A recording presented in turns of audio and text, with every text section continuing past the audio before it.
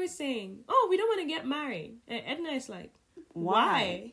And it's because in the movies, every time anyone got married, they would start wearing the big ashwabi, like akaba, akaba, the big dresses, tank scarves.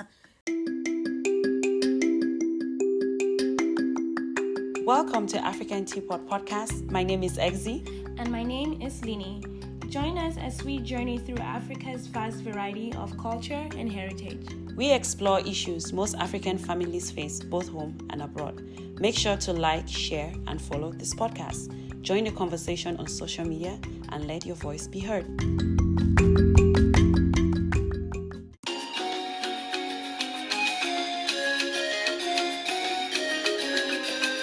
Hello guys, welcome to another episode of the African Teapot Podcast. As you heard, the title of this episode is African Cinema. I am one half of your co-host. I'm Linie, and there is... a ghost. Oh, sorry. Oh my God. Exy, of course. And yes. No, I'm excited about the jingle. The little sound you heard. Yeah, I don't know what you guys think, but I thought you're that African? Sound was so appropriate. Or... and if you're African, you understand when that sound is played, the credits are running at the bottom. And then for some reason you understand this is not going to be like a city setting. That sound is always like, it means it's going to be like villagey, like you're going to have like a countryside kind of setting. And then the or next in the village. scene you see is someone sweeping the broom in front of her coming father's back, house. or walking in the farm. Yeah. But like we said, welcome guys. I'm really excited about this. And Happy New Month. Yes. And we are excited because we have some fun announcements and things coming up on African Teapot. Yay. Can't wait to share. Thank you again for our new subscribers. We had 70 new subscribers last month for our last episode on Spotify. Yay! Thank you guys so much for subscribing. I'm seeing some of you rating the podcast. I can't speak, guys. I'm so excited I can't speak. It's okay. It's African cinema. But thank you so much for subscribing, following, listening, and sharing. And please continue to do. We beg you guys. We want to grow. Let's push. Let's put more effort into this thing and rock this family. Teapotions. Okay, guys. And let us dig into it. Okay, so what is African cinema? When we say African cinema, what are we talking about, Linie? Can you please educate us on what African cinema is? Okay. I know what to say. It's the sound we just heard. Actually, I was legit about to say that. I'm like, when I think about African cinema, right? Like, the songs are epic. Like, it's always like the song is matching the movie. Yes. And then you remember the movie we watched about the tailor? It was like... they were talking about Taylor, and I'm just like, guys, really? Okay, we are getting excited. Okay, put jokes aside. No, not the jokes aside, but just to put context to what you're saying. Africans, before we could even record things on screen, African folk-telling, storytelling is always accompanied with music. That means if there is no drummer around to drum, your grandma telling you the story will sing. While telling you the story. Like, sometimes they would even tell you to clap while they're telling stories and everything. That is what cinema is. And then they would always start the story by saying, story, you remember? And we say story. Even when we were like in nursery school, which is kindergarten, that was how it was always introduced. And so music, proverbs is another one that they always incorporated into telling stories and passing out, especially warnings and like when they want to educate you, give you foresight. When your grandparents or parents want to give you foresight, they always use proverbs. But that has always been like how Africans tell their stories. And I think even how we just walked straight into this episode, being a little extra. Africans are always extra. Oh, we're always And so pretty much that's African cinema. So, or not just African cinema in general is telling a story and you're using visuals, you're using sounds, like you're using everything to tell your story. Exactly. And that's what African cinema is. There's sound, there's culture. There's so much embodied into African cinema. But then we'll come to the point where we'll talk about the culture and everything shown in the African cinema. True. So riding right along. Linie, I always like, you know me, I always like to reverse. If you guys know me, and then we are talking again about cinema, African cinema, which involves history taking and all of that stuff. So just let's reverse a little bit to the back, right? During the colonial era in Africa, that means when we're going through this scramble, acquisition and everything, right? Yeah. If you looked at how Africa was presented to the rest of the world, my sister, it was always in the negative light. Mm-hmm. Am I saying the truth? Nope. I'm telling you. Oh, are you saying the truth? Yep. Did I say nope? We are failing here at this attempt of telling the story like it's a movie or this episode. Oh my goodness. But in general, when I'm saying this with air quotes, when the African stories were always told from the white perspective, and when these stories were shared and told in the world, we are always savages, we are primitive, it's the dark continent, we are uneducated, we are unenlightened, right? We are stupid, we have like mad with disease, we don't have roads. You guys know what I'm talking about. It was just dark. Like we didn't even know ourselves. You understand? They had to change our languages, teach us how to dress, all of these things. And that's what was depicted in their cinemas, in their black and white pictures, in their photographs when they go to museums or they go for expeditions and they come back. That's how they show us, oh, we saw this exotic people. I mean, you have stories of Africans that were in cages in the zoos, right? Because even our proportions of our bodies were seen as abnormal, or, they were being criticized. So that's how Africa existed during the colonial era. So a little bit, we had already said how before colonization, we told our stories, right? Through the folk and everything. So now when colonization came, that was how now our stories were being presented to the rest of the world. We weren't telling our stories. We weren't allowed to tell our stories. And somebody else was telling our stories to benefit their narratives, right? Because, to colonize savages was doing the world a favor. So that was the narrative that was out there. And when we leave from there and then we start thinking of Africans, when we now became, I don't want to use the word educated, but it's like when we chose to start retelling our stories, right? Presenting ourselves in the big screens or on the big screens. Then came different directors, older directors, came theater, right? And our form of theater is not like you go and it's like a play written by one person. It's always a group of people always telling a story that has passed from generation to generation. So all of that started, and it's kind of like African cinema was decolonized and there was a rebirth for African cinema. I don't want to bore you too much with too much history, but in general, that's it. And they do just some little facts to Bajush, the history of African cinema. So the first thing I would like to put in there is that Africans, Africa is a continent and it's made up of approximately 50 independent countries. And these 50 independent countries have different audiovisual traditions, right? So Senegal has its own culture that is different from Cameroon.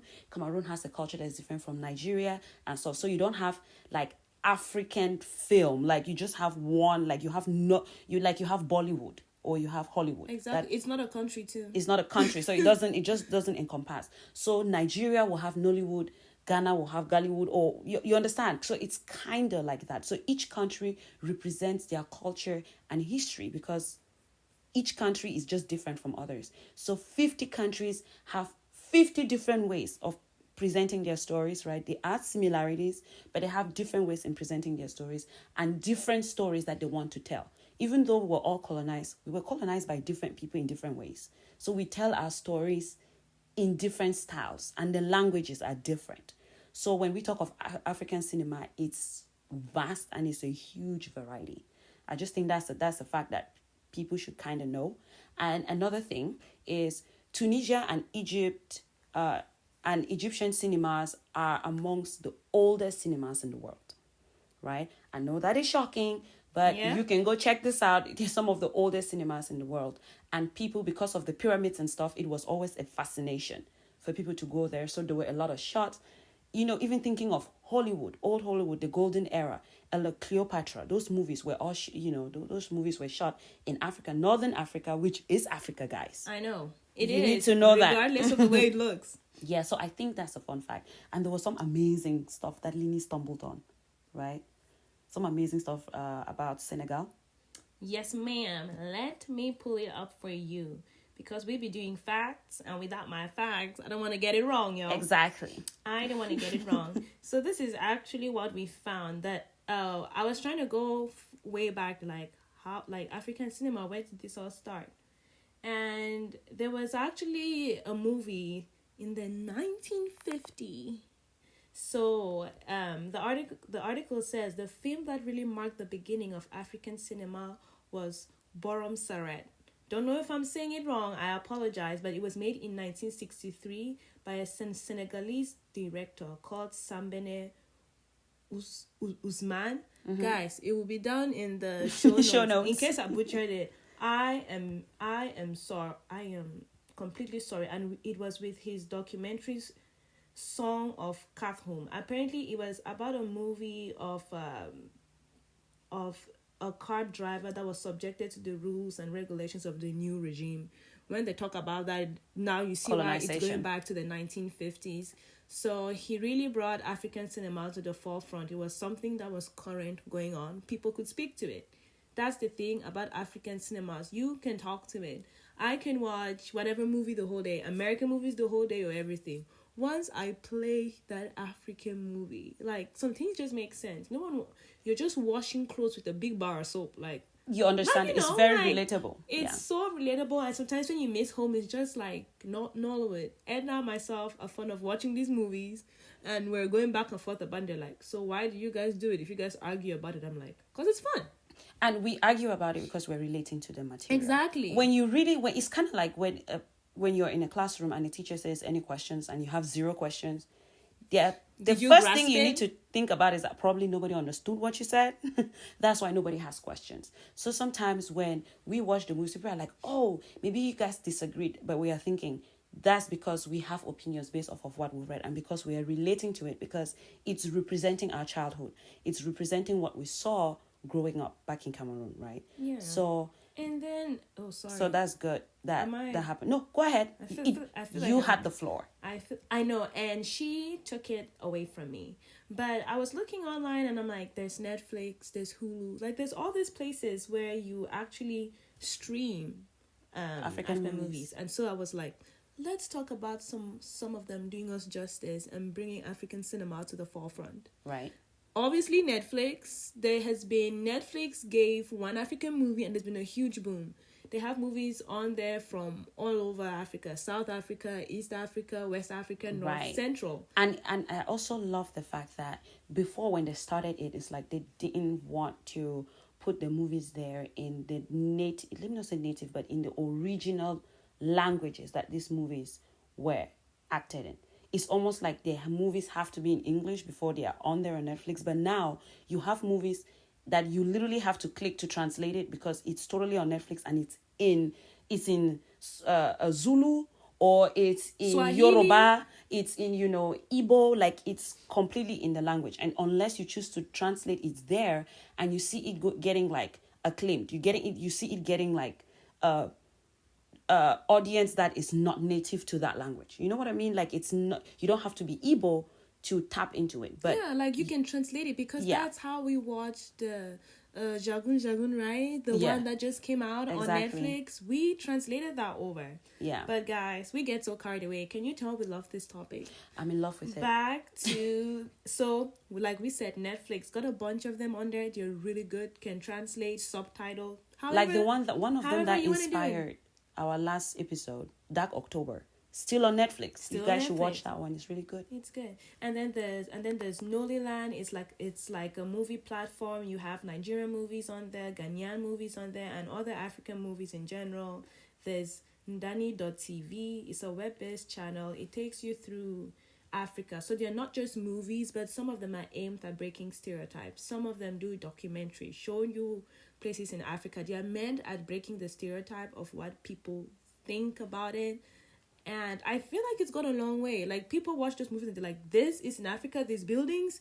Yes, there is a building. I'm sorry, just to add to that. Guys, the National Geographic Channel doesn't depict Like, how think about the it. Africans live. Like, people watch National Geographic and come to me and it's like, is that happening here? But if you watch even what National Geographic says about America, it's not about the daily life, right? So what makes you think what it's saying about Africa is about daily life? You understand? It's this. There's a reason why it's geographic and it's a discovery channel. Like, we need to put that in place. When we say documentaries, don't come telling me about how you learned about Africa through National Geographic channel. I just thought I should put that in there. Yeah. And some more is Iroko TV. It's also movies. Oh, yeah. We have Afroland TV, which is specifically in an effort to dispel stereotypical beliefs of the African continent on mainstream television. Exactly. So it shows the beautiful places in Africa, interaction among Black couples. There's also Ibaka TV, founded in 2011 in Nigeria. Mm-hmm. There's Kweli TV. It is dedicated to Black issues and culture of the Black community. There's Konga TV for Nollywood movies. There's the Big Concept Network.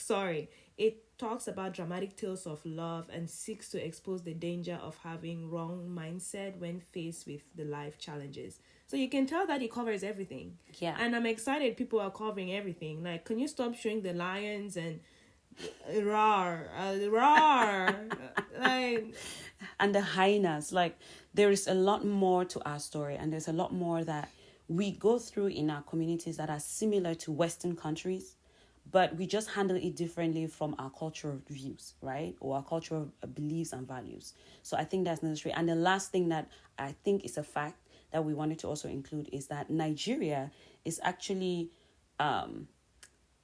Nigeria produces, in terms of number, right? Yeah. They produce a lot of movies. They do. In Africa, so they are the highest in Africa. Like, Nollywood is big. It produces a lot of movies. And that's why you find, even out of the platforms that you read, a lot of them are Nigerian based, right? And in the world, I think it's surpassed due to the number of movies that it produces, guys, I think Nigeria is second right now in terms of that. And I think that's something that people should know. And even in their country, Nigerian, like the entertainment industry movies, is almost 2% of their national income yearly that they bring in. So for the Nigerian movies, it's like a lot of it, it provides a lot of employment to people there. So I think that's also something that we should think about. Let's not keep this too long and drag it. I'm excited to move on to the next segment, right? Expectations versus reality. Mm-hmm. Or maybe we should do societal impacts. I think we should go there first because we kind of started with that already. My blood pressure was really rising, but calm down. We're gonna do societal impacts first. Let's do societal impacts. Like, when they say societal impacts, I feel like African cinema helps to bring a lot of business to the African continent as a whole.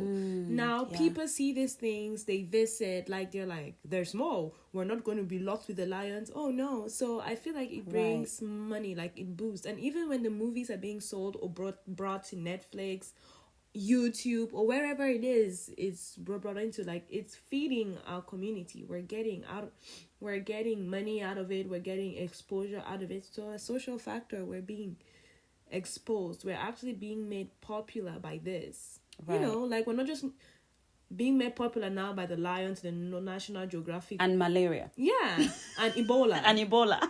Like, there's more to it now. There's more to it. And to add, I like the fact that you said it socially impacts the society, because I think even now I watch movies now, Nollywood movies, and some not documentaries, but series from South Africa and stuff. And I discover that now they talk about, they tackle issues like fertility issues. I see it on there. They tackle cancer awareness in there. Now they talk about having boy child, the X chromosomes. Like, there are certain things, because some tribes are big on only men inheriting, right? So when a woman doesn't have male children, she is, you know what I mean? She is like, she didn't do her job, pretty much. And those movies now are trying to say, well, a woman only gives what a man gives her. Kind of, right? So you discover that socially, actually, they impact the society too by sensitizing the public. whether it's educating a girl child, right? Whether it's even the female genital mutilation and things like that, breast ironing, all these issues are tackled via movies. Like, I watch movies now and I'm like, oh wow, were they actually talking about mental health issues? I've seen Nollywood movies tackling mental health issues. A lot more still to be done, but I think postpartum depression and things like that, and I'm like, wow, there is a lot to still do, but the fact that they're even mentioning it is helping, because we realize in our communities, when it comes to mental issues, we don't handle it the same way the Western world does, right? We just don't.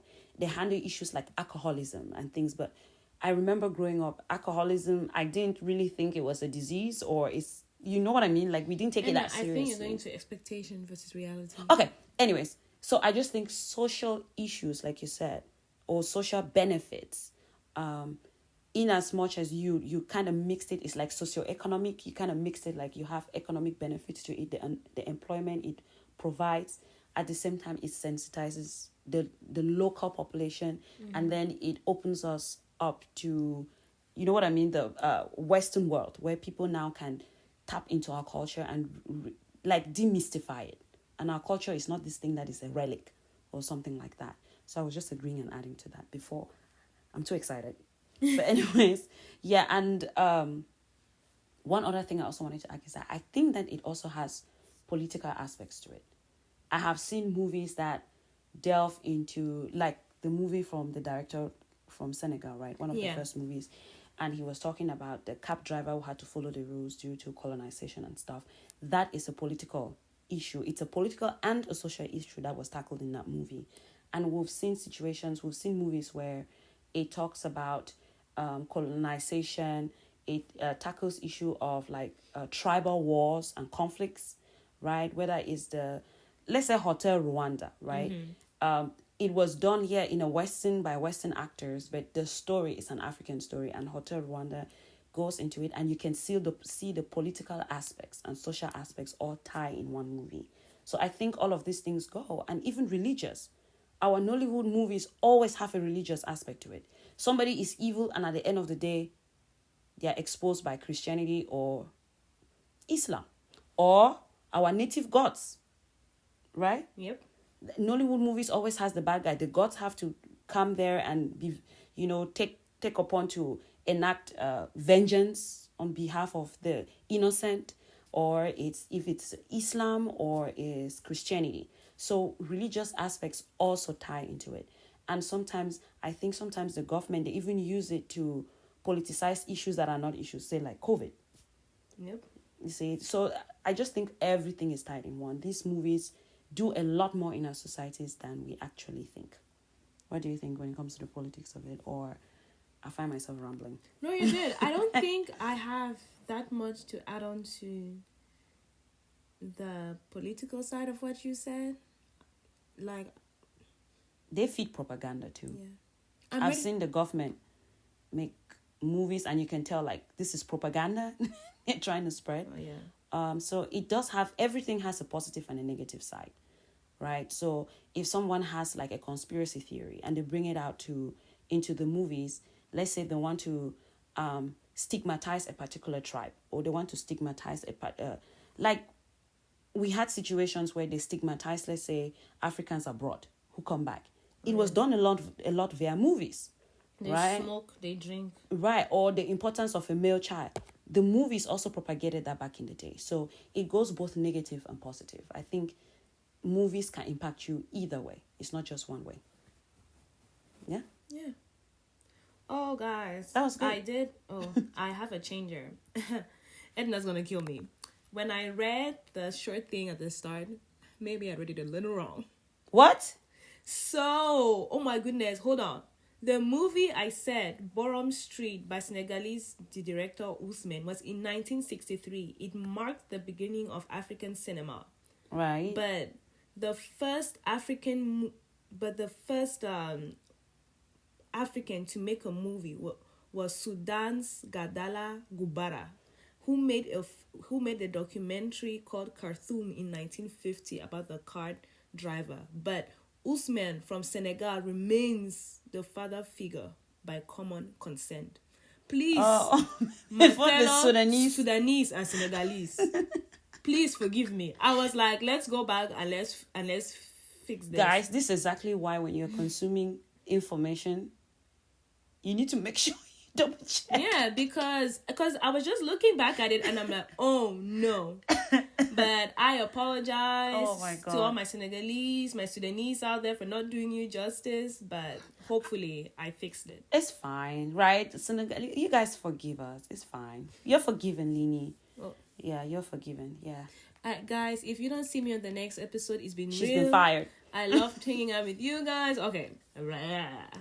Anyways, okay, let's go to this fun one. So, the expectations versus the reality of movies, right? Of African movies. To say, guys, story time. When I was younger, myself and my younger sister, who hasn't been on the podcast for a minute, Lyris, I remember saying, oh, we don't want to get married. And Edna is like, why? And it's because in the movies, every time anyone got married, they would start wearing the big ashwabi, like akaba. Akaba, the big dresses, tank scarves. Like, so I used to tell Edna, like, they look older. So one day I'll be dressing up, then I thought you had to wear that. So I said, no, I don't want to get married. And Edna was laughing and trying to explain it to us. But as a kid, I was like, no, that's what I see. I believe what I see. Exactly. So I think movies going a little bit back didn't do a good job of depicting things the way they should be, or what they put across as perfect values, compared to now where the movies are made like real time, more relatable, and they show a woman who gets married and puts on their covers. That's fine. They show a woman who gets married and still wears the jeans. Right. That's fine. But I remember guys saying, I don't want to be married. I don't want to have kids, because when labor starts, it starts ripping out your organs at the very first That is something come on, my fellow people. That's something I've not understood. Must everybody in African movie that is pregnant be throwing up, especially Nollywood movies? No, it's not that they throw up. And then during the labor, the first sign, like nothing, like there's no other sign. They don't even do a pregnancy test to confirm. Amaka, you threw up. Bye. Who's the father? And then do you know the second thing? Sleeping. They throw on, it's like, Amaka, you've been sleeping a lot. It's which moms always know, but we're just trying to say that there was never a point where they showed there was a test or anything. Which, I get it, there was an old time where it wasn't, but I know for sure at that time in 2000, guys, tell me in 2015, there's not a pregnancy test. There is. No, there's not a doctor. I mean, you can buy it over the counter. So I was just so biased. Every time I felt like throwing up, I was sick or I was still thinking I was pregnant. Like, guys, I've been scarred. I used to think that too. And then, growing up, I remember there was this movie. I can't remember the title. Linie and I watched it way when we were younger, right? And then now in adulthood, for some reason, we went on YouTube and we stumbled on the same movie. And we watched it. And this movie, in general, was talking about this married lady who would go out and party with her friends. She wouldn't cook in the house. She wouldn't clean. And her husband was upset because each time he comes back from work, the kids are hungry. She's not home. The maid is home and she doesn't know where her madam is, you know. And this lady would come back and he would hit the lady, right, to correct her. The lady's rude. She's talking back at him. She will hit the lady to correct her. And then when they summon the council of elders, because you always have family members that you respect so much that will come to counsel you guys when you have issues. And these guys would come and say, he is her husband and she is supposed to do what he's saying and take his correction, which comes along with a beating, or kicks, kicking her or locking her outside. And the movie depicted it in such a way that when I was young, I thought that was okay. I'm going to be real. Yeah. I thought it was okay for a man to correct a woman in that fashion. Like, oh, if you are not behaving, they're going to hit you. And then when a woman goes to their mom to complain about their husband cheating or hitting them or something, they always remind the ladies that marriage is for better, for worse. And since your husband is cheating or whatever, you should be thankful he provides for the kids and you should pray. Or when a woman... You should pray for him to change. Like, that's how the movies depicted it when I was growing. And for the longest time, I thought that's how marriage was. And I used to think, like, why would I want to get married and be praying for someone's wrongs to change? But if I am wrong, he just gets to beat me to correct me. You get what I'm saying? Or the whole concept of a family is poor and they have 2 daughters. And my daughters will marry one day and take me out of poverty. And then that's what the movie shows. The child didn't go to school or anything. She gets married, now she's rich and everything. So, in other words, it's telling us, don't work hard, don't do anything. Because, I just want to marry a rich man. Yeah. And the father himself, you're waiting for your daughter to marry a rich man. Why are you not rich? There's this movie, right? You know Nkem Owo, the comedian Ukwa, the popular Osofia in London. Osofia in London. His father was Sam Loco, the late Sam Loco, may he so rest in peace. And Sam Loco was his dad and was telling him like, Ukwa is lazy. He should go to the city so that he can work and make money so they can improve. You know what Ukwa asked him? You are my dad. What did you do to break the cycle of poverty during your time? Yeah. So you want me to go break the it was a comedy. It's like a comedy movie. Kind of, it was comic. So it was more for the giggles. But when I thought about it, I'm like, yeah, you are still young as a father. Why aren't you working to get your family out of poverty? You're just relying on your son to get your family out of poverty. And then now the older I get, I'm like, that is the pressure most men. If you remember when we talk about the African man, that was like an episode earlier this season, maybe episode 3 or so. The African man, a lot of the African men were complaining about the pressure of breaking financial stagnancy in their families. And the movie say a man who isn't rich can't do anything. You want to marry my daughter? No, he goes to the city, come back with 4 cars. Yes, now I can marry my and the timeline used to make it. Somebody goes to Lagos in a year and comes back and owns a huge house with 3 cars or 4. He starts spraying money around. How long does it? Or maybe he bought the house, because if you build a house, we all know it will not be done in a year. So sometimes the movies have this exaggerative way of presenting their facts, especially when they just want to bring out. Sometimes I feel like they're just interested in the good versus evil, and that just the fact that a away. woman just marries and you don't want to work, you just sit there. I'm a provider. No, the man just keeps providing. Even a girl who left university or anything, and then it's just, I don't know. Like, I felt like are the women sleeping? Like, what is your purpose, guys? Now you see why I wanted to be a spinster. And there's another one. I can't believe how I forgot this. Please, Africans, why is it that in our movies, being walked all over, not having a voice, you just accept what everybody says, you just accept your fate, you don't fight back, abuse and things, is equated to being humble? I don't understand it. It's like you watch a movie. Mind you watch a movie on... and we are talking a little bit about the older movies, and we're talking a little bit about... not necessarily older. These movies are like 8 hours long, not the ones on Netflix and Iroko and all of that. Those ones are properly written on Netflix. But I'm talking about these general movies. Sometimes you go on YouTube and you find them. It's like, why would you have a movie is 2 hours long, and for like an hour, 30 minutes, this girl is being maltreated by her mom. And this girl, mind you, is an adult, right?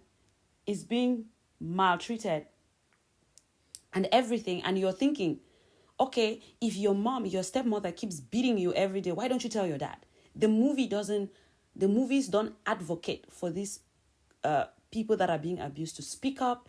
And then suddenly, towards the end of the movie, bam, this girl just meets this rich, handsome prince, gets married, and suddenly she's in money, and suddenly her stepmother just says, I'm sorry, and she forgives her, and the movie ends.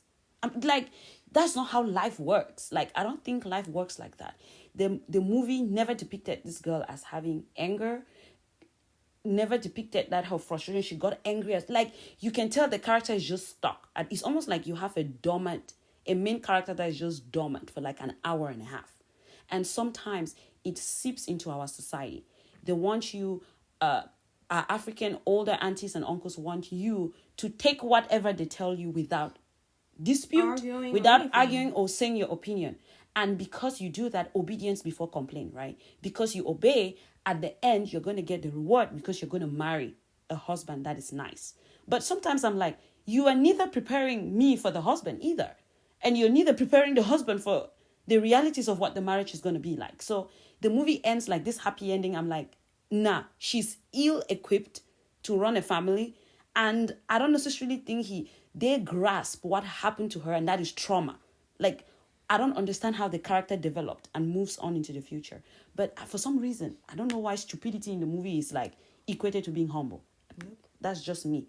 When I was young, I thought it was okay. But now when I'm older, I'm like, no, it's not. Speaking up or asking questions is not rudeness. Because if I don't ask questions, I wouldn't understand, right? And you wouldn't really fill in the gaps. So I think that's a reality versus that. That's just something that the movies exaggerate. Yeah. And I feel like our next thing, we kind of covered it actually, like, have our experiences now versus then in regards to African movies change. I feel like they're more relatable and they're more geared towards, towards education, towards exposure over, I just feel like I watch a movie and there's no more like when you watch a movie, like you just no longer see someone hit someone, people randomly fighting. Like, and it's not all about we're hungry. Like, there's more to it. And it's like the movies come with a little bit of accountability these days. You would see where there is a conflict is presented and you can see where the man has a fault and the female has a fault. But there were some times where the movie is either about a cheating man and he suddenly just meets this one girl and changes. I mean, and you have those movies being produced in mass numbers, right? To the point where women start believing that, oh, it's a bad boy, but I can change him. You know what I mean? Like, sometimes that's just what the movie tells you. Be a nice girl, obey your parents, don't complain, and you're going to have this prince ride in and just save you, and you're going to be in money, and your family is saved. Like, certain things, and let's not even say, back in the day, a lot of voodoo, guys. Yes. That is another thing. The voodoo that was depicted in movies, it got to the point where it seeped into the society. Someone will say hi to you. You don't want to say hi to them because you're scared you're going to turn into a vulture or a chicken. like it was just, the voodoo aspect was just exaggerated. That's another thing. That was just, I'm like, that's not how in real life, it's not as bad as these movies made it. Do you have people that are just jealous friends and things? I'm like, yeah, but come on. Not every best friend wants to sleep with your husband. Yeah. Like the movies just made it sometimes. Right? Yeah, and not every guy has been given kayamata or has been given some voodoo to fall in love with a lady. Like, there are just some things that didn't make any sense. They're just exaggerated in the movies. And yeah, I think that pretty much sums up what we wanted to share about the African cinema. But there's something we had to do. Oh yeah, we saved it for last. But, we have a treat for you guys. Maybe it's for us. Y'all let us know if you enjoy it as much as we think we're going to enjoy it, and how much we are going to enjoy it, because we are. Yeah. So there are some sounds that when you hear in Nollywood movies, you're just going to understand what is happening there. This is one of the sounds. What is it? Seth and I have been trying to change these vultures back into human beings. But it's been almost impossible. Most I please help us. This is one of the sounds. Like, people, my people. Okay, did you hear what we heard? And guys, if you like that sound, it's from the Billionaires Club. Go to the Billionaires Club. If you know, after you know it. It was like it was like 2000s. This movie came out. And it seeped into, I mean, we were in boarding school. It seeped everywhere. People were scared. I need you to understand this. This man is breathless. Okay, guys, to give context, right? So these guys are searching for money. Yeah. And they have gone to this cult. It's like a cult, money cult. And they change them into vultures for them to feed on human flesh. Mm-hmm. And then they're going to flip them back to human beings, and then they're going to have a lot of money. That's pretty much. So it's a voodoo-ish kind of thing. Think of like a Halloween something. And now these elders of the cult are trying to change these 3 young men that came and turned into vultures to make money. And these men are not coming back. The voodoo is not working. The voodoo is malfunctioning. The voodoo will be voodoo. It's not voodooing. So their most high, who is Odoche. This is Clem Ohamenze and Bruno Oma, I think. Then Pete Odoche, right, is their grandmaster. So they are telling Pete, like, okay, we are trying to change him. We can't. And then they are sweating, guys. They are wiping sweat off of their faces. Yeah, like if you guys see the video. Because they have been acrobacadabra the whole time. And it's not working. And so they're trying to beg their grandmaster to turn these vultures back to human beings. So that's what that is. So if you haven't watched that movie, go check it out. And just so you know, they actually didn't turn back into human beings. Actually, they were discarded. The court went and trashed them. Spoiler. So go watch the movie. You're going to enjoy it. Anyways, there is another one that we want you guys to listen to. I think it's still from the Billionaires Club, but listen to this sound. You guys will know what it is.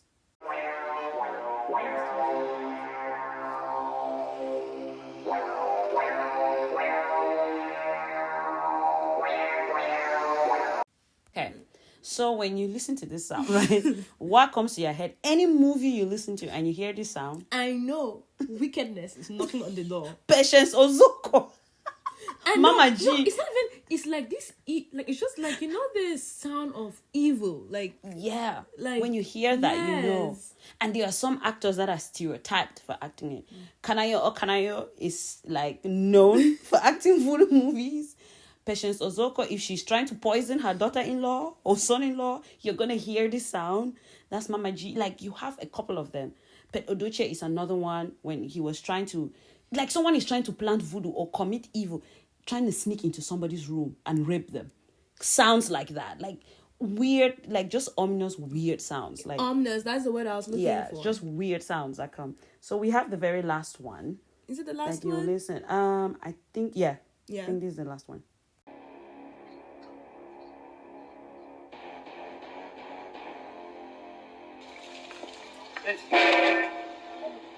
Okay. Guys, that is the sound of waiting for it to happen. Yes. If something is about to drop, right? Like someone is hiding in the bush and is waiting to ambush somebody, that is the sound. Your father is waiting to flog you after you've gone clubbing and didn't tell me sneak out of the house. You're pregnant. If that is the scene, yeah. If you're pregnant and you're waiting to ask you who got you pregnant, if that's what is happening in the movie, this is the sound that is acted. But anyways, we have a lot, but we're gonna cut it. We don't want to make this too long. But guys, if you have sounds, you know, we send them to us. West Africans, so it's easier for us to get a hold of these sounds. But if you have, from wherever you are, send us sounds. You know, just let us know. Let us know if you watch some of these movies. Mm-hmm.